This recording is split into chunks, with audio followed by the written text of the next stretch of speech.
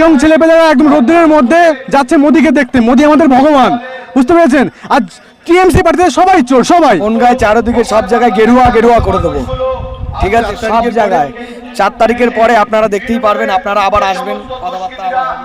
আপনারা দেখছেন সব জায়গায় শুধু চুরি চুরি চুরি, ঠিক আছে? বাকি রাজ্যগুলো বিজেপি অলরেডি পেয়ে গেছে, আর এইবারই 2026-এ টিএমসির পতন পুরো অনিবার্য, জীবনে জিততে পারবে না। টিএমসি ভয় পেয়ে গেছে।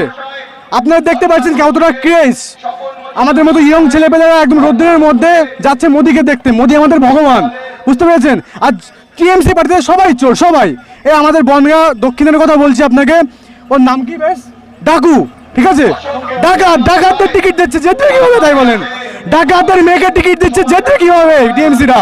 টিএমসিরা দুলিশত হয়ে গেছে, বুঝতে পেরেছেন? কিন্তু এখন হ্যাঁ। ছেলেমেলে যাচ্ছে তৃণমূলের মিছিলে, তাদের ওরা নপুংসক, ওরা হিজড়া, ওরা হিন্দু নামে কলঙ্ক। যারা টিএমসি করছে তারা হিন্দু নামে কলঙ্ক, এটা কেন বলছো? ওরা হিন্দু নামে কলঙ্ক, বুঝতে পেরেছেন? অনেকেই তো আমি দেখছিলাম কয়েকদিন আগে তোমাদের বনগাঁয় নাকি সব সেলিব্রিটিদের দিয়ে তৃণমূল প্রচার করছে। ওদের কাছে আর কোনো অপশন নেই, ওদের কাছে আর কোনো অপশন নেই। সেলিব্রিটি একমাত্র অপশন, তাও সেলিব্রিটিদের দেখতে যাচ্ছে। টিএমসিদের জন্য কেউ আসছে না, সবাই সেলিব্রিটিকে দেখতে আসছে। মাঝখানে দেব আসলো, দেবকে সবাই দেখতে যাচ্ছে, ইয়ং ছেলেপেলেরা, বাট লোকই হয়নি কোনো, ঠিক আছে? আর তার থেকে বড় ব্যাপার, ওদের কেউ দেখছে না, জাস্ট ওই নায়ককে দেখতে গিয়েছিল কিন্তু ভোট একদম ভোট কেউ দেবে না, সব নায়ককে দেখতে যাচ্ছে। টিএমসিরা হেরে গেছে একদম, ঠিক আছে? কি হবে বনগাঁয়?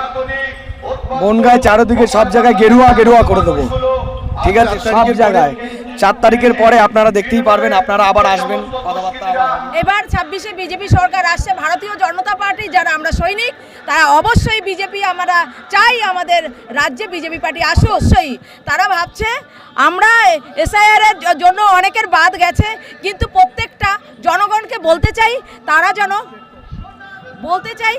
যেন কোনো চিন্তা করবে না। 2024-এর আগে যারা এখানে এসেছে তাদের প্রত্যেকেরই এখানের স্থায়ী বাসিন্দা করে দেবে। আচ্ছা, বিশেষ করে এটা বলা হচ্ছে যে তৃণমূল আসলে না, বিজেপি আসলে নাকি রিটেনশন ক্যাম্পে নিয়ে যাওয়া হবে, এই সমস্ত কিছু বলা হচ্ছে। এটা মানুষকে ভয় দেখাচ্ছে।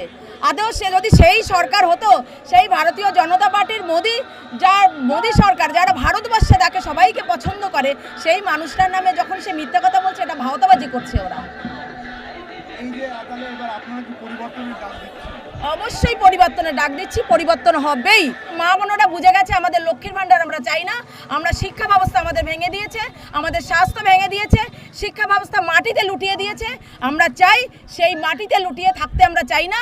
আমরা আমাদের ছেলে মেয়েদের তাদের ভবিষ্যৎ চাই।